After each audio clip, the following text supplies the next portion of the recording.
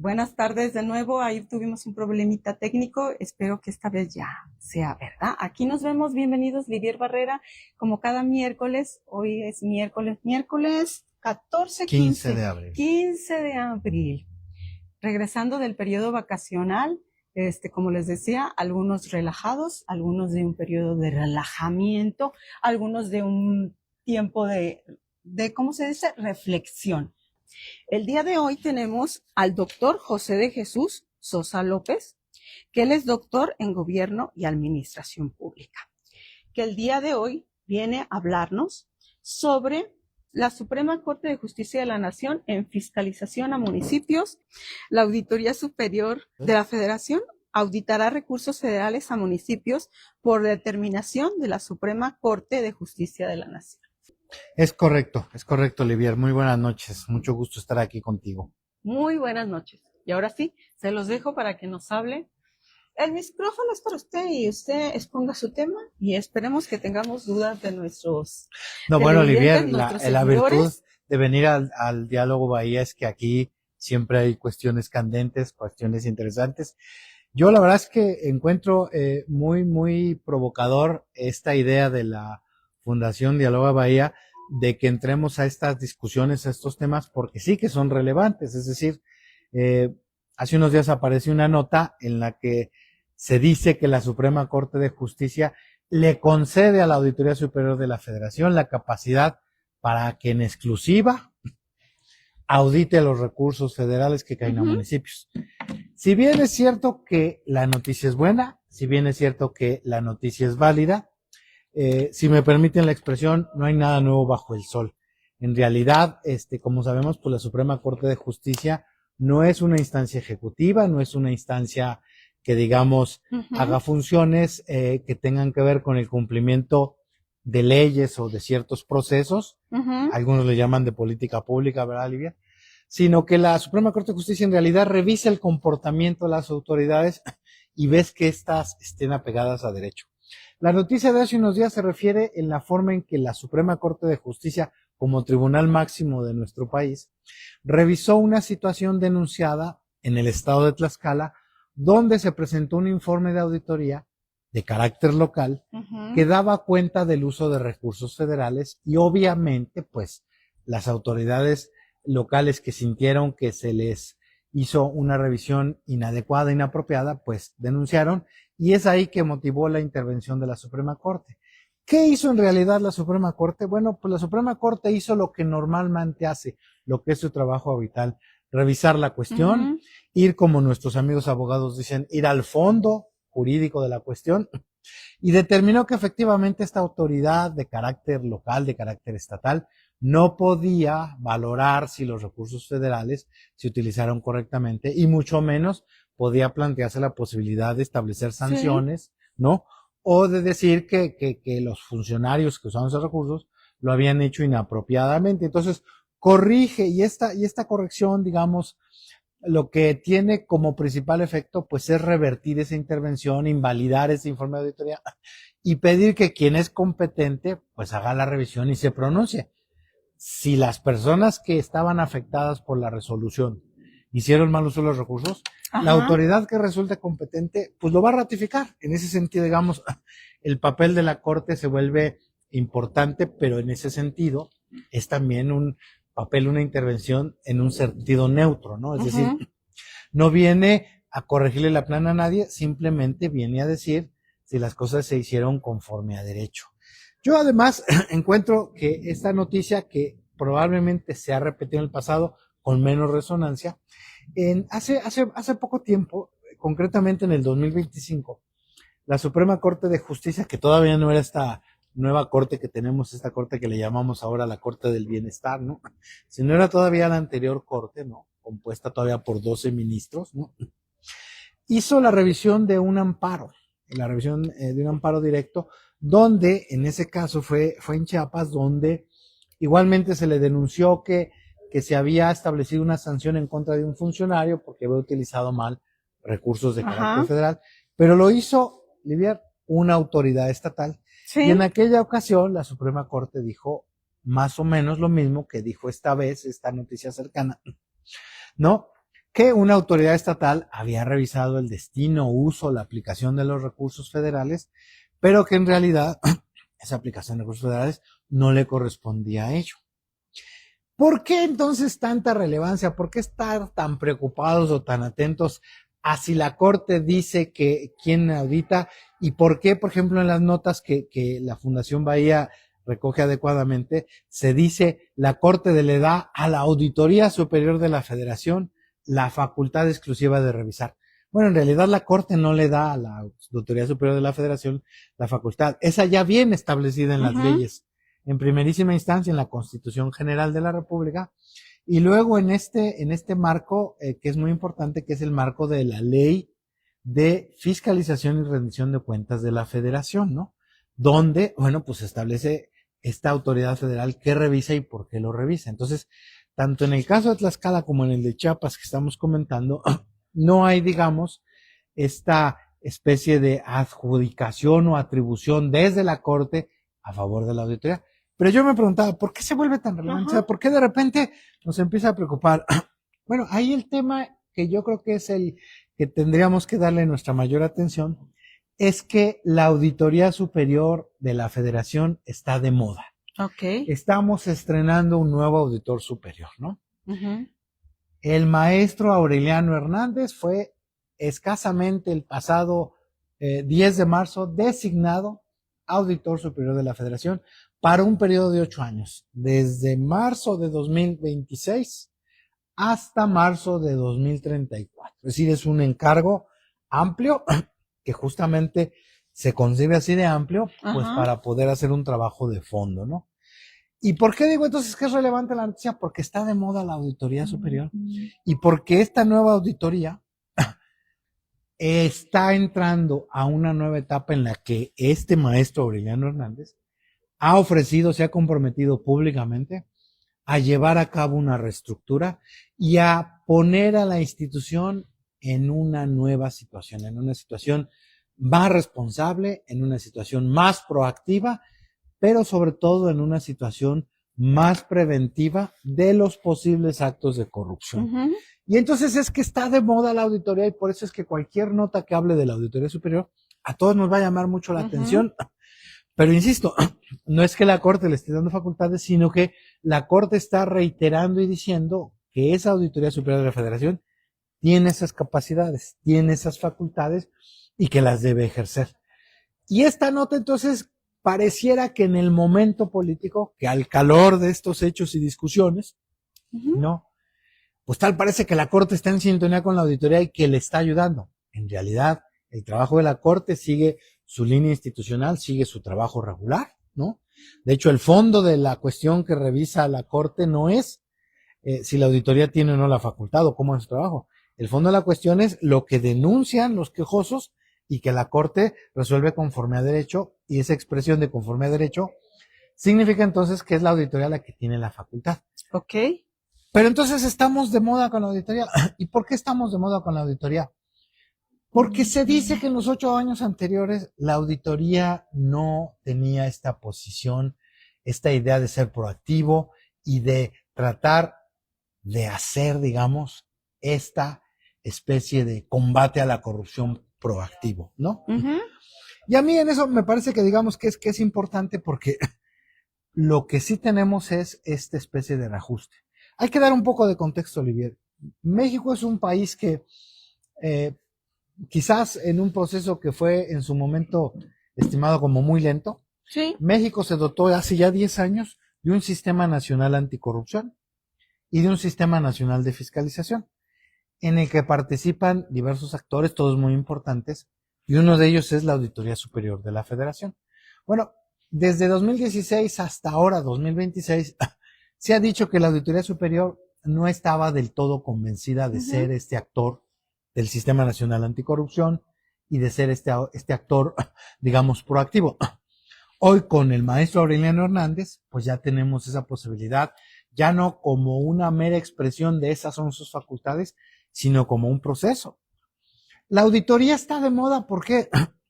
Porque tenemos del 1 de abril al día de hoy, es decir, estos 15 días, estamos viviendo bajo una noticia que está teniendo mucho revuelo, si me permiten la expresión libre. ¿Por qué? Porque el maestro Aureliano Hernández decidió publicar un nuevo reglamento interior que alteró en la forma y en el fondo la estructura de la auditoría y la concepción del proceso auditor que se tenía. Y aquí es donde entonces ya entramos en una discusión que empieza a dejar lo técnico y empieza a entrar a la discusión política. ¿Por qué? Porque el maestro Aureliano ha dicho que él sí va a combatir la corrupción. No es que antes no la combatieran o no pudieran, sino que parecía que antes no era un objetivo. Aquí yo sí creo que hay que hacer un poco una pausa, y decía yo, que entramos a la discusión política porque, digamos, muchos de mis colegas abogados, a quienes saludo con todo respeto y estima, algunos me dijeron, vaya, interesante, la Fundación Bahía se mete una discusión de abogados, pero no invita a un abogado a ver cómo les va. Y les dije, colegas, no se preocupen, estará a buen resguardo el derecho, las ciencias jurídicas, porque a final de cuentas, pues no dejan de ser un elemento fundamental para nosotros. Entonces, en ese sentido, digamos, me parece que la discusión política es importante porque si algo le debemos a la comunidad jurídica, Olivier, es el hecho de que nos ha ayudado mucho a tener la precisión del lenguaje, ¿no? ¿A qué me refiero en concreto? Bueno, pues el punto donde la literatura, la buena literatura, donde la filosofía y donde el derecho se encuentran, es en la precisión del lenguaje. El derecho en ese sentido no escatima esfuerzos por ser lo más preciso posible. Cuando una ley dice deberá hacer, deberá atender, es muy claro, es un mandato que no es opcional. Pero cuando una ley dice podrá, ya. Cuando en estos conceptos que los abogados luego nos avientan de coadyuvar, ¿no? Es decir, que no se sabe que si es ayudar directamente o solamente complementar o solamente observar. Pero bueno, en cualquier caso, insisto, donde la literatura, donde la filosofía y el derecho se encuentran es en la precisión del lenguaje. Y en ese sentido a mí me parece muy importante rescatar una serie de ideas y de expresiones porque ¿para qué está la Auditoría Superior de la Federación como las 32 auditorías estatales que tenemos en México? Que las conocemos como las entidades de fiscalización superior locales porque no todas se llaman Auditoría Superior del Estado. Aquí en Jalisco sí le llamamos Auditoría Superior del Estado de Jalisco. Pero otros estados le llaman, por ejemplo, el órgano de fiscalización superior del Estado, ¿no? Y entonces en ese sentido, digamos, no tienen que ser similares en el nombre, pero sí similares en la función.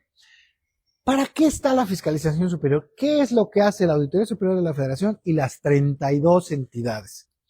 Pues básicamente hacen una revisión, ¿no? Y yo quiero compartir con el público una experiencia personal. Corría el año de 2018 y un señor que no tenía cargo, pero que sabíamos que iba a tener un cargo en el gobierno, tocó la puerta de la auditoría y dijo, señores, voy a recibir un encargo y quiero entender el organismo que voy a encabezar, por qué hace lo que hace y qué resultados ha tenido. Entonces este señor en el año 2018 lo recibimos y le entregamos cuanto informe podía leer y encantado la vida se llevaba los folios, regresaba y pedía por más. Y al final de las reuniones este señor nos dijo, ha sido una gran lección, ya va a empezar el nuevo gobierno, voy a formar parte del equipo del presidente López Obrador. Y quiero decirles algo, he aprendido algo muy valioso y yo lo traigo a colación porque él no era auditor, él no había trabajado en la auditoría, pero entendió que la auditoría le podía ayudar. Y él nos lanzó una sentencia espectacular y nos dijo, miren, después de leer esas más de 1000 páginas de informes que me dieron, llegué a la conclusión de que si ustedes quieren saber lo que un gobierno se propuso hacer, pues vayan a sus planes, vayan a sus programas, vayan a sus informes de labores, vean las cuentas que ellos mismos hicieron de cuánto gastaron, cómo lo gastaron, qué resultados tuvieron. Pero eso solo les va a decir lo que ellos querían hacer.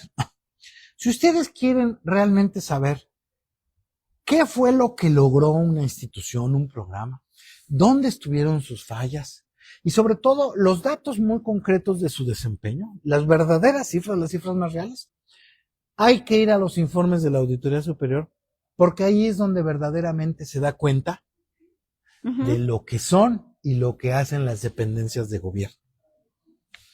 El señor se fue muy agradecido, consciente e incluso presumiendo del conocimiento que había adquirido leyendo informes de auditoría. ¿Sabes cuál es el nombre de este personaje? ¿Cuál? Se llama Manuel Bartlett Díaz. Me suena el nombre. Y a la postre fue el director de la Comisión Federal de Electricidad. Ajá. Obviamente no necesitamos ampliar sobre la experiencia, visión, si me permite la expresión coloquial, colmillo de alguien con esas horas de vuelo, con esa altura de miras. Y eso fue lo que nos dijo. Y a mí me parece ahora adecuado venir a decir, porque hay que defender a la fiscalización, no por lo que ocurre dentro, sino por lo que los que la usan, los que se benefician de ella, pueden decir. Y por eso es que yo comparto esta, que es una anécdota personal, no está escrito en ningún lado, fue una situación casi informal, ¿no? En términos de que una gente con esa experiencia política, con esa capacidad de haber sido un político relevante desde 1982 hasta el año 2018, ¿no? Fue y dijo, así es como... Y a mí me parece que es importante mantener vigente esa idea, porque sin negar que el maestro Aureliano Hernández tiene toda la legitimidad y tiene además todo el talento, la visión, porque es también un funcionario auditor experimentado, ¿no? Sin negar que él tiene, digamos, toda la posibilidad real y efectiva de empeñar su palabra y de impulsar la institución que ahora encabeza por los próximos 8 años, yo creo que se corre el riesgo de confundir lo que es la institución. Sin duda alguna, él debe participar en el combate a la corrupción, pero él lo hace como un órgano colegiado en el Sistema Nacional de Corrupción y el Sistema Nacional de Fiscalización.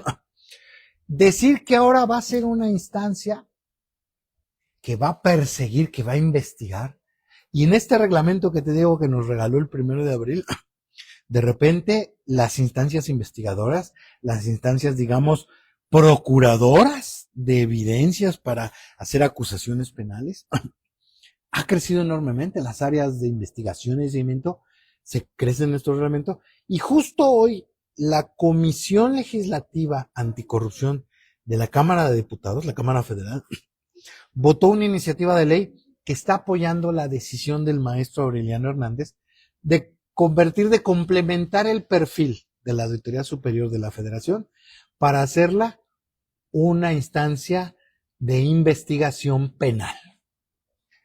Todo es válido, todo es relevante, pero siempre hay que tener cuidado con no desnaturalizar las cosas, ¿no? Lo que he aprendido de mis grandes amigos y colegas, ¿no?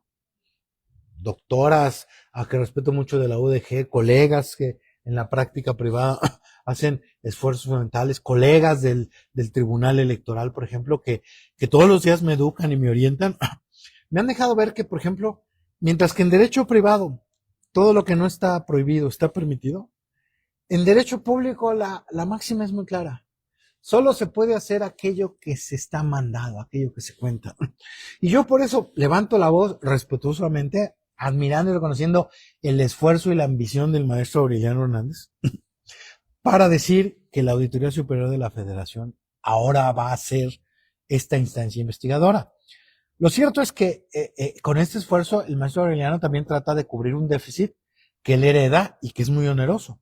La Auditoría Superior de la Federación en los 8 años previos acumuló una cantidad enorme de observaciones no atendidas, usó una figura laxa que se llamaba la solicitud de declaración, que habiendo encontrado fallas, errores o omisiones que podían ser objeto de una falta, no terminaron de resolverse, y entonces en ese sentido las posibles consecuencias de haber encontrado corrupción nunca ocurrieron.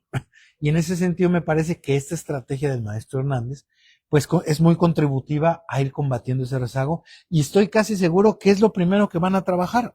Estoy casi seguro que es lo primero que nos van a entregar, ir combatiendo ese rezago, y donde las cosas fueron graves, mantenerlas graves e ir hasta las últimas consecuencias.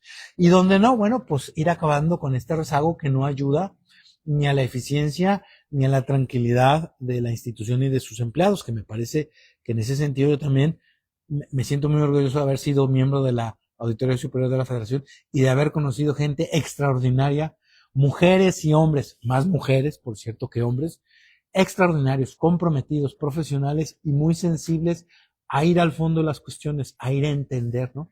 Entonces estamos en esta coyuntura donde hay que ver si no vamos a desnaturalizar un poco, porque la auditoría es para revisar, para fiscalizar, para ver que todo se hizo correctamente, y la etapa final de su proceso, que es la persecución de las posibles faltas, la tendrá que hacer, pero no es posible que algo que en el diseño del proceso ocupa el 20% vaya a ocupar el 50% del esfuerzo de la energía en la institución, a menos que sea para combatir ese rezago.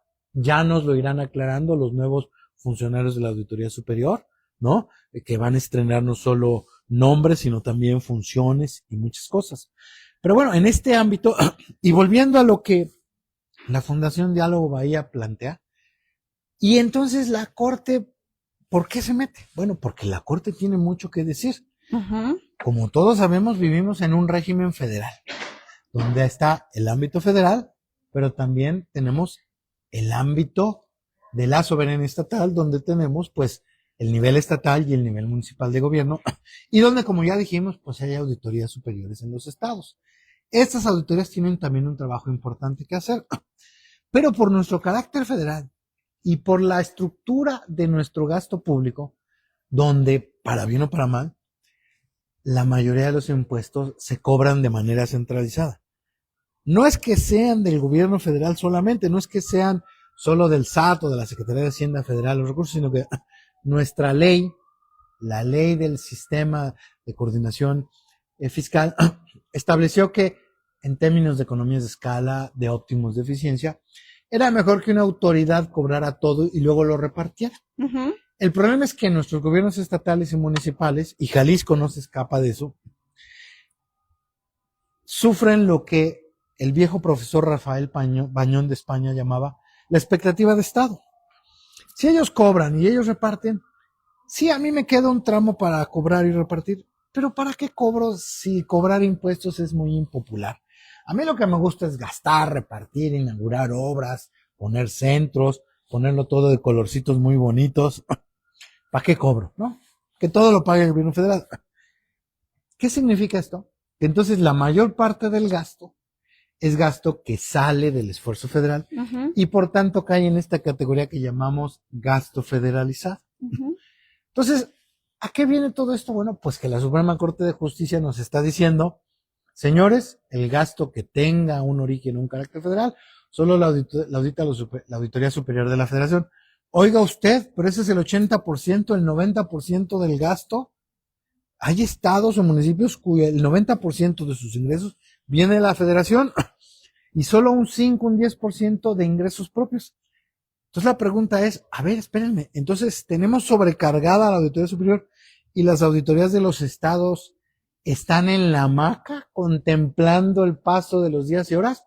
No lo sé, yo no lo sé, pero cualquiera lo puede suponer legítimamente, ¿va? Porque si solo el 10% del gasto es de origen local, el 90% es de origen federal, pues las revisiones van a ser 90% de origen federal y 10% de origen local. Ujú. La Corte también está corrigiendo eso y para suerte nuestra, el maestro Aureliano Hernández también. Ok. Pero ahí otra vez la discusión se vuelve política, Olivier. Ajá. Porque ¿quién es el patrón de los auditores superiores de los estados? Pues los gobernadores. No importa que Que las sea, auditorías, se suponga que es un órgano autónomo, ¿no? no, No pertenece sabía. al Poder Legislativo. Ah, ok, pertenece al poder Forma legislativo. parte del Poder Legislativo porque según la división de poderes, Olivier, la rendición de cuentas, la supervisión del Ejecutivo Es del es del Legislativo y la ejerce a través de un órgano con autonomía técnica y de gestión. Ok, esa es la diferencia. Pues son auditores, son como órganos, pero Con esta capacidad traen esa técnica. capacidad técnica. La Auditoría Superior de la Federación tiene el mismo modelo. Ok. No es un órgano de Estado, es un órgano de la Cámara de Diputados Federal que tiene de hecho un órgano especializado que se llama la Comisión de Vigilancia de la Auditoría Superior de la Federación. Aquí en Jalisco tenemos una Comisión de Vigilancia, Ajá. ¿no? Y de Sistema Estatal Anticorrupción y tenemos incluso una unidad de vigilancia en el Congreso, Ajá. ¿no? Pero decía yo, el debate político se vuelve interesante, ¿por qué? Porque hasta el día de hoy los auditores de los estados le rendían cuentas al gobernador. Ajá. Pero el maestro Aureliano Hernández, su primer acto público, ¿cuál fue? Convocar a los 32 auditores y decirles, amigos, colegas, entre comillas, compadres. Entre comillas también. Livier, tú conocerás esta frase muy bonita que dice, arrieros somos y en el camino andamos. Pues yo tengo la hipótesis, no estuve ahí, pero yo tengo la hipótesis que entre líneas el maestro Aureliano les dijo a todos los auditores superiores, arrieros somos y en el camino andamos, pero yo veo que andan más mis bueyes que los de cualquier otro. Okay. ¿Sale? Uh-huh. Yo creo que es tiempo de que hagamos equipo, porque resulta que son sus municipios y sus dependencias estatales, estas eficientes como el CIAPA, por ejemplo, ¿no? Nuestro CIAPA, sí. Que es muy eficiente. Que es bien eficiente en todo. En todo. Pero el CIAPA gasta dinero federal, recibe dinero de la Comisión Nacional del Agua, recibe dinero de la Secretaría de Infraestructura, Comunicaciones y Transportes. O sea, por por lo que es, recibe dinero de varias. Y entonces, pues, hay auditorías federales al CIAPA. Ajá. ¿No? Y entonces dices, como decía yo, el maestro Aureliano dice, oigan, amigos, compañeros, entre comillas, compadres, vamos siendo arrieros y todos andemos en el camino. Y entonces él acaba de proponer un acto que es profundamente revelador. Vamos a trabajar en coordinación. Y aquí entra el papel de la Corte, que es muy importante. La Corte dice, no hay fiscalización concurrente. Los federales es solo de la Federación, pero la Federación, por ley, esto no lo dice la Corte, lo dice la ley, tiene la facultad de suscribir convenios para trabajar en colaboración con las auditorías en los estados. Y entonces Aureliano Hernández está convocando una alianza federalista, es decir, insospechadamente Aureliano Hernández ahora es el nuevo actor del federalismo mexicano en materia de fiscalización y en materia de rendición de cuentas. Y Aureliano entonces está convocando esta alianza en la que, en la concurrencia, en el respeto, van a empezar a trabajar de manera coordinada. Tendremos que ver primero, pues, qué dicen los convenios de colaboración, de coordinación, porque yo tengo mis dudas. Van a ser los auditores locales, van a ser empleados de los auditores de la Auditoría Federal, van a ser colaboradores, prestadores de servicios, outsourcing. Es decir, aquí las cuestiones de forma, sí, pues y aquí a mis queridos maestros. Hay que leer, bueno, al final de cuentas los convenios vienen muy preestablecidos, muy de forma muy machote, y muy poquitas cosas se les pueden cambiar. Pero no sabemos qué está en la cabeza del maestro Aureliano. La verdad es que, insisto, hay una cosa de lo que está en la ley y hay una forma de cómo interpretar la ley, ¿no? Claro, es ahí donde vamos a ver el talento de este cambio generacional, porque una de las cosas bonitas e interesantes es que Aureliano Hernández representa un importante y muy valioso cambio generacional. La verdad es que la auditoría superior anterior sí era una auditoría de gentes con más de 70 años que no se desdeñan ni su experiencia ni su visión, pero sí su energía y su conservadurismo. Uh-huh. Aureliano no tiene ese tipo de energía conservadora, tiene este equipo. No sé si va a ser. Tiene ganas, tiene empuje, tiene entusiasmo. No sé si va a ser revolucionario o solo. Pero digamos, el punto que para mí me parece importante dejar asentado es que entonces vamos a tener esta especie de coalición de frente federalista para la fiscalización, que como todo, tiene su vena política. ¿Por qué? Porque si el trabajo, la capacidad técnica y sobre todo los riesgos políticos y técnicos, los retos políticos y técnicos, las prioridades políticas y técnicas van a venir del auditor superior de la Federación o van a seguir siendo los gobernadores, el factor de que no importa lo que te diga el auditor superior de la Federación, esa cuenta no la revises. Tú sigue en la hamaca, si es que estás en la hamaca, ¿verdad? Uh-huh. Tú sigue en la hamaca, si es que estás en la hamaca. Ese va a ser el gran dilema. Sí. ¿Qué escenarios tenemos, Livier? Pues la verdad es que se vuelve un ejercicio interesantísimo, porque la Corte nos está ayudando a entender que hay reglas del juego que se tienen que respetar, pero las reglas del juego es un poco el tamaño de la cancha. Pero lo que hagan los jugadores adentro se va a convertir en un juego muy interesante y donde yo creo, ya estoy haciendo apuestas ahí con mis queridísimos maestros abogados de la Universidad de Guadalajara, los que le dijeron de la que cómo iba a práctica, hablar usted de exacto, de la temas. práctica Ajá. privada, mis amigos y colegas del Tribunal Electoral, yo estoy haciendo yo apuestas con ellos de que más pronto que rápido los auditores superiores se van a olvidar de quién los designó y van a decir, sí, jefe Aureliano, vamos por la fiscalización buena y verdadera. ¿Aureliano Hernández tiene orientación política? Claro que tiene orientación política. ¿Tiene ética? Tiene mucha ética. Y va a tener que jugar entre su entusiasmo por impulsar en un cierto periodo que la auditoría sea más visible, más útil, más tangible, pero sin llevar sus decisiones y sobre todo los efectos de su actuación al campo del debate político. No, es que solo fue a perseguir a la oposición.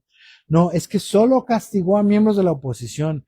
Es que solo se usó porque había un alcalde que pintaba para gobernador, había una alcaldesa o una gobernadora que pintaban muy bien.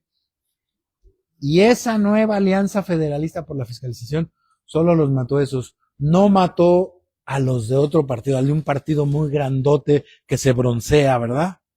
Entonces, eso no lo podemos saber, no lo podemos afirmar, pero créanme que va a ser un juego en el que yo creo que va a ser muy interesante para quienes estos temas nos gustan, para quienes de la, digamos, línea, lo técnico, desde la barrera técnica, digamos, en la alusión torera, ¿no? Desde estar viendo los toros desde la barrera. Desde la barrera, que son más bonitos. Sí, nos va a parecer muy interesante ver cómo se desarrolla esta nueva modalidad aureliana, así como en la época de los Césares, ¿no? Ajá. Va a haber una nueva, estamos entrando a la era aureliana de la fiscalización, ¿no?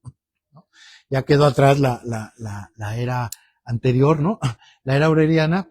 Vamos a ver cómo está este modelo aureliano de fiscalización juega entre lo técnico y lo político, entre atender el rezago o estar al día, entre construir a mediano y largo plazo una fiscalización sólida o solamente sobrevivir al calor de los eventos políticos, porque seguimos en transición política en este país. Entonces, a mí en ese sentido sí me parece, ¿verdad?, muy interesante, pero te insisto, ya estamos haciendo nuestras quinielas de qué auditor de qué estado muy pronto va a decir, jefe Aureliano, vamos por aquello. Mi origen me marcó, pero mi voluntad es el futuro, es mi destino. Y ahí vamos a ver cómo las cosas funcionan y muchos gobernadores y muchas cámaras de diputados que eligieron auditores con una cierta lógica, ahora verán cómo... ver si esa lógica fue eficiente en ese momento o no. O si fue o sea, digamos, aquí lo interesante es que cuando se elige un auditor, y es el caso de Aureliano Hernández, tienes que tomar muy en cuenta, sí, el perfil político, las relaciones, si tu papá, si tus hermanos, si alguien tiene relación con alguien importante, pero tiene que ser un equilibrio entre la figura de la confianza política, insustituible en estos días, pero la competencia técnica, esa no se puede eliminar. No puede haber un auditor, o no tendría que haber auditores superiores, ni auditoras superiores, que no tengan esta doble fórmula. Ser políticamente confiables, políticamente identificables, cercanos, se vale, es una regla, es parte de la legitimidad democrática, ¿no? Digo, cuando combates el nepotismo es cuando ya combates el exceso, ¿eh? Pero bueno, esa es otra historia. Esa ya es Entonces, otra historia. esta regla de la confianza política, la cercanía, tiene que ser complementada por la competencia técnica, por la competencia y la eficacia técnica. Y yo puedo dar fe de que la elección de Aureliano Hernández es una combinación muy adecuada de estos dos factores. Y en ese momento. No, tiene 8 años para equivocarse. Y corregir. Pero tiene el voto de confianza, porque fíjate, te voy a compartir un dato que es espectacular e interesante. De los 500 diputados, en las 4 veces que se ha elegido auditor superior, Aureliano Hernández tiene el top 10, el récord, digamos, o la mejor expresión de votos. Lo eligieron 470 diputados de 500 y no estaban presentes. O sea, 30 No, porque fueron 22 no estaban, no pudieron ir a trabajar ese día. sí, 20 no pudieron ir a trabajar ese día. Entonces prácticamente le faltaron 11, 12 votos. Sí, le faltaron muy poquitos. Entonces, imagínate, entonces, el anterior auditor superior solo consiguió 339, dos más de los que necesitaba para que lo nombraran por el jaloneo político. Entonces, Aureliano llega con una legitimidad técnica y de confianza política incuestionable. Es un gran capital que, claro, eso explica por qué está, digamos, en esta campaña, en esta cruzada por implantar un cambio radical, ¿no? Lo interesante va a ser, y aquí otra vez de nueva cuenta, agradecer y reconocer el trabajo de la Suprema Corte de Justicia en términos de reivindicar las reglas de juego. Las reglas es el tamaño de la cancha y cómo se interactúa, pero las jugadas, las estrategias, los éxitos o los fracasos, es de cómo se comportan los actores. Y aquí ya tenemos una cancha puesta maravillosa. Los actores son los auditores superiores de los estados y ya veremos si mantienen la lealtad política a su gobernador, a su Congreso, a su mayoría legislativa, a su identidad partidista, u optan por jugar a la lógica del Estado mexicano. Okay. Eso, Olivier, me parece que son los temas más importantes, pero a ver qué dice nuestra comunidad bahía, que siempre es tan crítica y tan combativa. Pues ¿verdad? hoy están como dormiditos, porque aquí me han llegado muy pocos saluditos. Ahí veo que muchos pusieron corazoncitos. Manifiéstense, por favor. Parece que estamos hablando en un desierto. Pero bueno, tienen más días para ver este video. A ver, David Moreno nos envía saludos. Él está en la Ciudad de México. Y también tiene una pregunta, pero la pregunta yo creo que la hizo antes de escuchar todo este tema, porque su pregunta yo la veo así. Toda bien diferente de todos los temas. Ahorita te la leo porque también vamos a decir que muchas gracias, Polo, por los saludos. Muchas gracias por vernos y estar presente, porque sabemos que tú también tienes ahorita temas ahí en tu tallercito, tus talleres que tienes los días de hoy. Dialoga Bahía, muchas gracias por estarnos escuchando. ¿Qué opina de que la unidad de inteligencia financiera pueda congelar cuentas bancarias sin orden judicial? Bueno, pareciera que es un tema desconectado, pero en realidad no lo es. No lo es, bueno, es que yo no soy abogada. No, yo tampoco soy abogado y tengo que decirlo todos los días, porque si no mis maestros, mis queridos maestra de la universidad, mi querido colega de la práctica privada, y mi querido colega del Tribunal Electoral, me jalan las orejas, por eso ya se me van a hacer orejas de Spock, porque me regañan ellos. No es un tema tan desconectado, porque la Suprema Corte es la que avaló esa decisión. Y es otra vez reiterar esta idea de que la Suprema Corte no fija reglas, no da permisos. La Suprema Corte interpreta las leyes y da el justo equilibrio en quién es responsable de qué y hasta qué punto lo puede hacer. Las leyes no son atemporales, las leyes atienden circunstancias y momentos. Y en ese sentido, digamos, a todos nos está pareciendo polémico. Lo que pasa es que en estas discusiones se nos ha olvidado la cláusula complementaria de la frase. Sí, la unidad va a poder cancelar cuentas, pero se nos olvida leer las últimas 4 palabras. Cuando se trate de crimen organizado.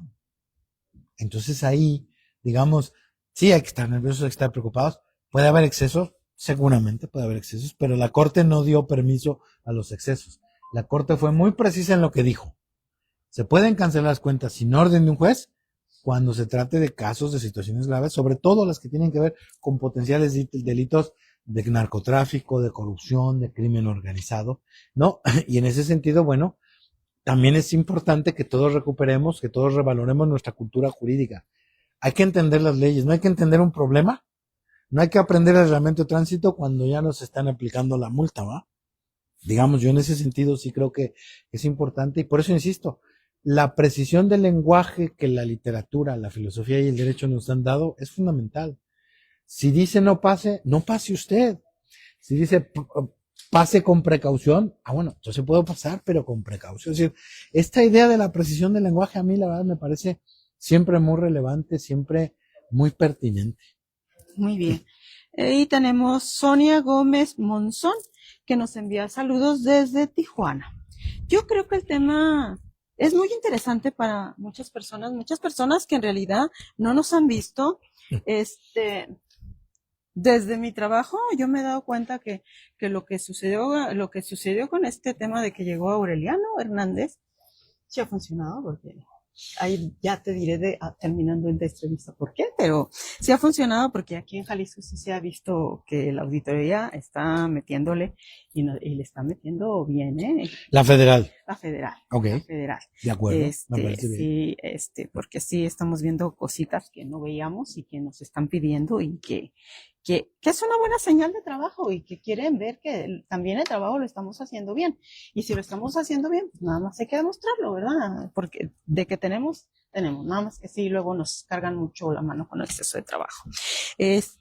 Pues, esperamos que este programa lo vean muchos y muchos, porque sí tenemos expertos en temas de hacienda pública que vean al maestro Auxencio de la Rosa, porque sí tiene muchos alumnos que saben temas de finanzas. Además, todos hemos aprendido aquí lo importante que es medir el bienestar y entenderlo.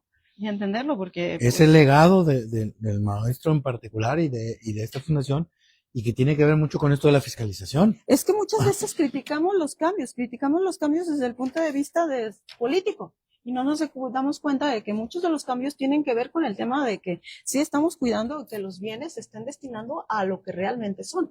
Y es a lo que vamos a este tema de las auditorías. Las auditorías de la federación, tanto estatales como federales, esto es lo que quieren demostrar, que el trabajo se está haciendo bien y los recursos se están destinando a quien deben. Y que produzcan bienestar.